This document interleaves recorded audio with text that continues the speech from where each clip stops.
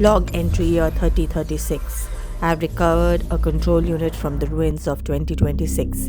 It looks harmless, but this plastic fob controlled a machine that killed over 1 million ancients every year. They called it a car key.